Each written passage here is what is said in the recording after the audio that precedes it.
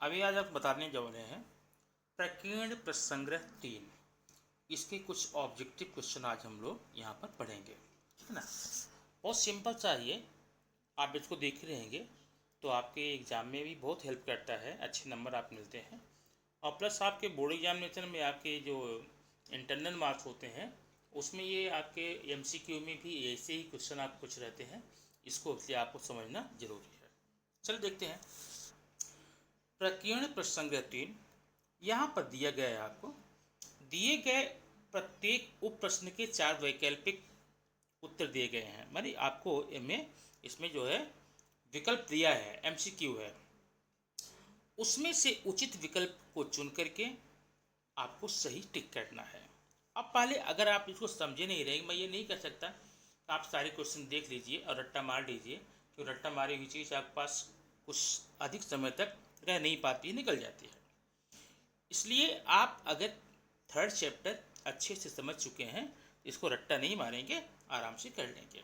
Okay, question number 1 देखिए, क्रमशः 5.5 और 3.3 ये तीन सेमी अलग अलग वृत्तों की त्रिज्याएं हैं।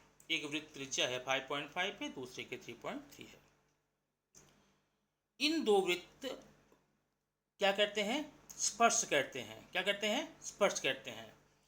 अब आप पहले सोचिए, जो आप सवाल लगाए थे पीछे चैप्टर में, उसमें बाह्य स्पर्श या अंतः स्पर्श ऐसा करके लिखा था, इस पे तो लिखा नहीं है। अब बोला उनके केंद्र के बीच दूरी ज्ञात करो, इसका मतलब ये हमें पका रहा है।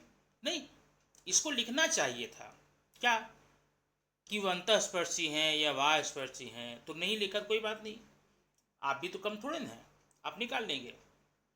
दोनों निकाल रखिए। क्या करेंगे, दोनों रखना होगा। तो सबसे पहले आप हल कैसे करेंगे, मान लो, माना पहले वृत्त की त्रिज्या R1 ये बराबर है आपका जो दिया गया है, आप देख सकते हैं 5.5, ठीक है, ऐसा लिख लेंगे कापी में। अब दूसरी की त्रिज्या आपकी दी गई है कितना, 3.3। बात समझ में गए ना। तो R1 हो गया 5.5, R2 हो गया 3.3, और आप यहाँ पर लिखेंगे बाह्य स्पर्शी वृत्तों के लिए, ठीक है ना। तो उन बाह्य स्पर्शी वृत्तों के केंद्र के बीच की दूरी बराबर होता है R1 प्लस R2। ओके, अब R1 है कितना, 5.5 प्लस 3.3 कितना हो गया, 8.8।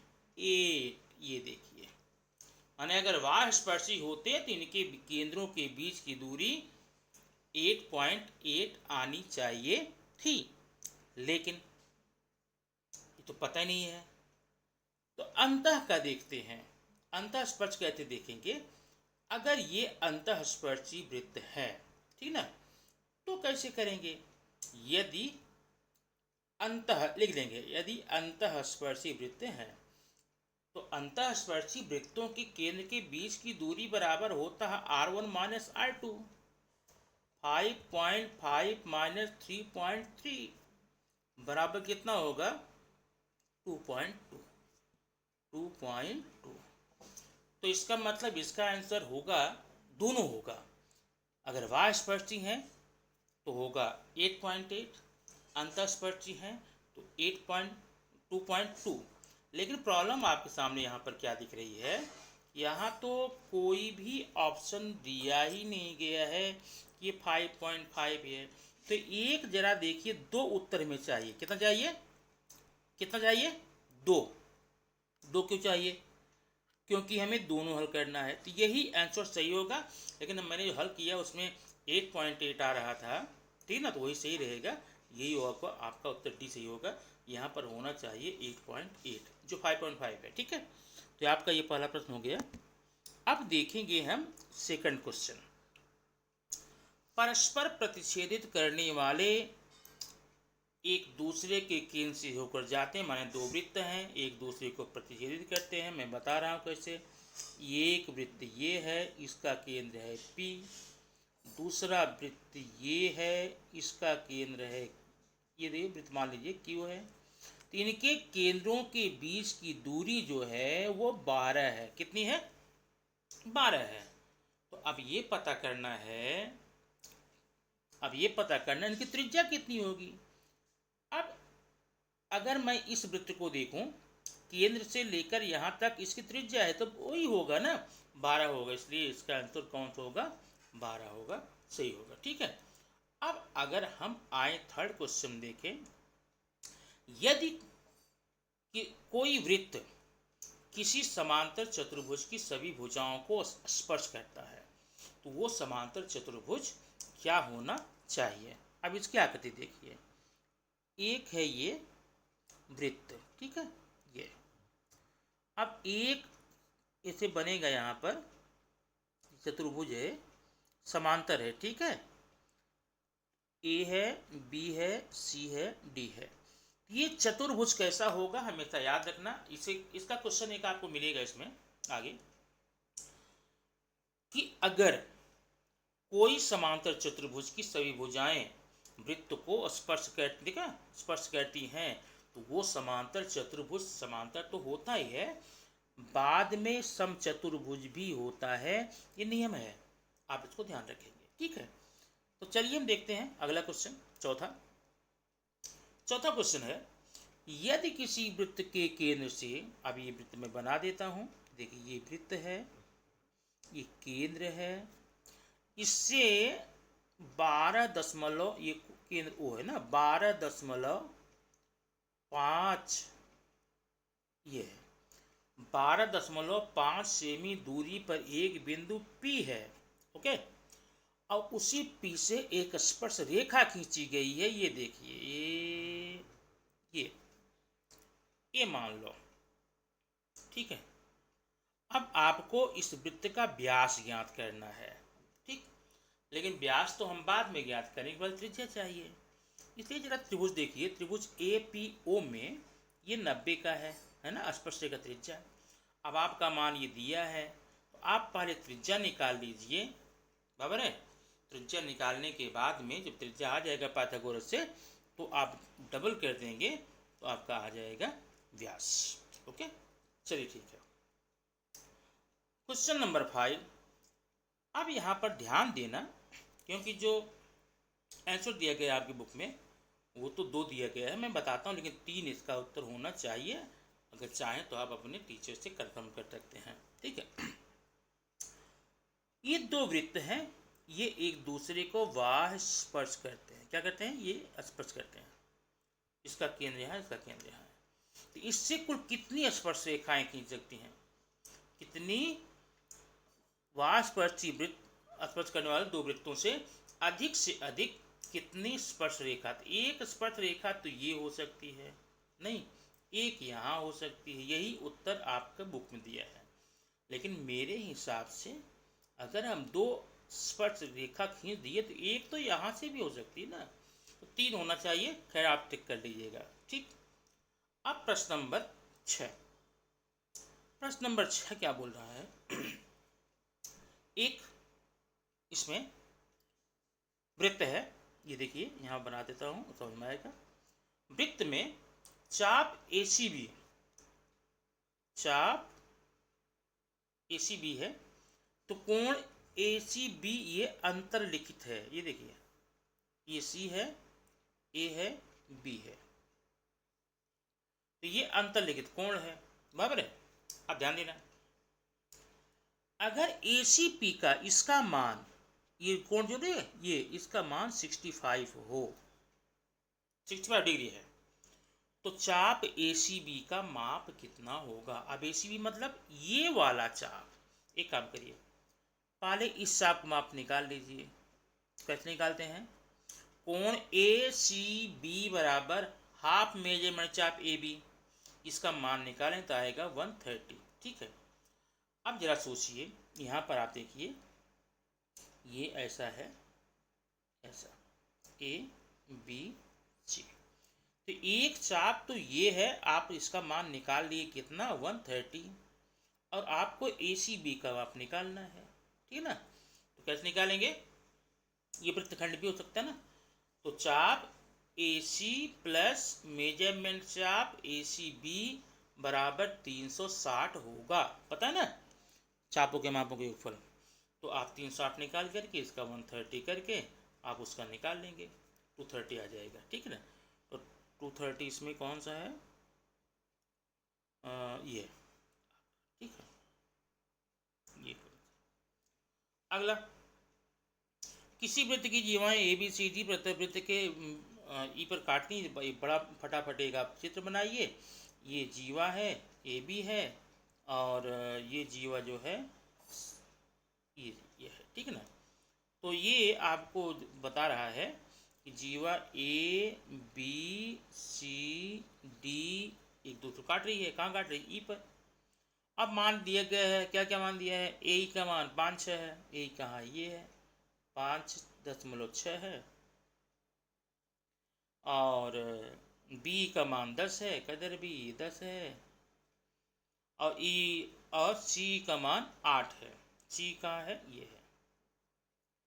तो आपको ईडी का मान निकालना था, तो आप पढ़े हैं, कैसे नहीं पढ़े हैं, ए गुड़े, देखो ए गुड़े BE बराबर CE गुड़े D। इतना हाफ हल करके निकाल लेंगे तो आपका ये हो जाएगा ना। ठीक है, आगे देखिए। चक्रीय चतुर्भुज में यहाँ दिया है, चक्रीय चतुर्भुज में ए का मान बी का, या सही कर लीजिए, यहाँ सी है, सी के मान के तिगुने के बराबर है। तो आप यहाँ लिखेंगे ए का दुगुना, माने 2A बराबर है कितना, 3C। 2A बराबर 3C, इसलिए ए बराबर हो जाएगा 3C/2।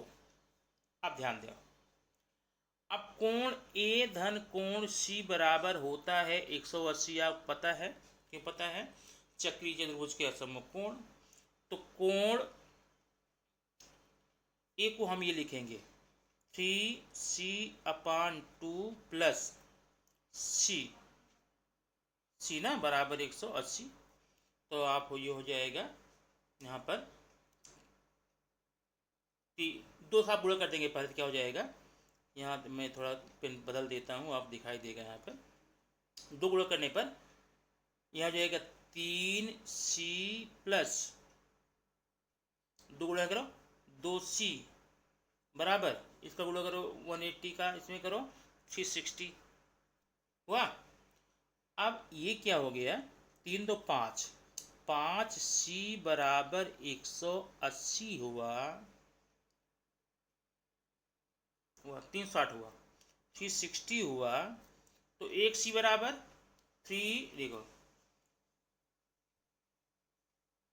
तो C बराबर हो जाएगा 360/5। तो कितना हुआ, 5 7 35, 5 2 10, 72 अंश आएगा। C का मान 72 अंश। 72 अंश कहाँ दिया गया है, ये भी है। ये तो 8वां क्वेश्चन था। अब अगला देखिए, क्वेश्चन नंबर 8 में 9, किसी एक वृत्त है, उसमें AC इस प्रकार रखा गया है, माने A है, B है, C है, ABC।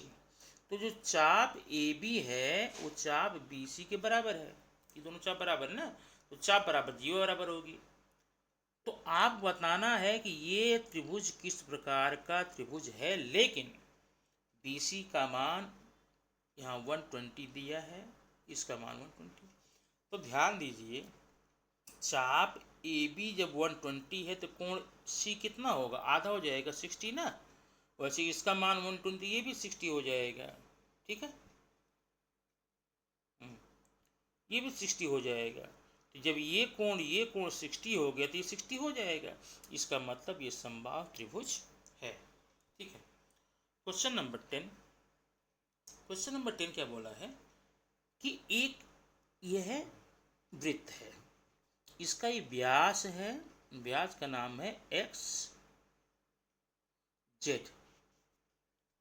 अब एक बात ध्यान देना, अगर इस x, हमेशा ध्यान रखना, अगर इस XZ से हम वृत्त पर कोई कोण बनाएं, इसे ऐसे ही है ना, ये मान लो y है, या फिर यहाँ बना दें, या फिर यहाँ बना दें, तो ये अर्धवृत्त में बना कोण होगा और अर्धवृत्त का कोण हमेशा 90 होता है। दूसरी बात, अगर हम बाहर बनाएं कहीं भी इसी से, हमेशा 90 से कम होगा, मतलब न्यून कोण होगा।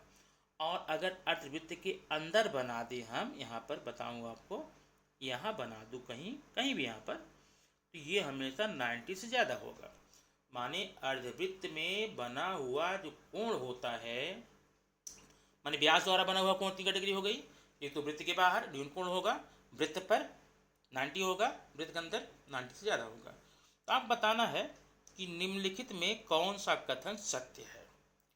तो एक्स वाई जेड न्यून कोण नहीं हो सकता, बराबर है, ये तो होना चाहिए, नहीं होगा, अधिक कोण होगा। ठीक, एक्स वाई जेड समकोण नहीं होता, ये भी सही है। ठीक, और एक्स वाई जेड अधिक कोण, ये भी सही है। एक्स वाई जेड के माप के संदर्भ में कोई निश्चित नहीं कर सकता, ये बात गलत बोल रहा है। तो उत्तर क्या होगा, सिर्फ 3। ये आपके 3 बातें यहाँ पर सही हैं। अब आप इन प्रश्नों को हल करके कॉपी पे नोट्स बना लीजिए। फिर इसके बाद के प्रश्न आपको मैं, क्योंकि अगले प्रश्न जो है ना, इस प्रकार के वीडियो में नहीं दिया जा सकता, इसलिए आपको इसके लिए क्या करना पड़ेगा, बोर्ड पे जाना पड़ेगा। तो बोर्ड में जाएंगे तो मैं आपको इसको बता दूंगा। Okay, thank you.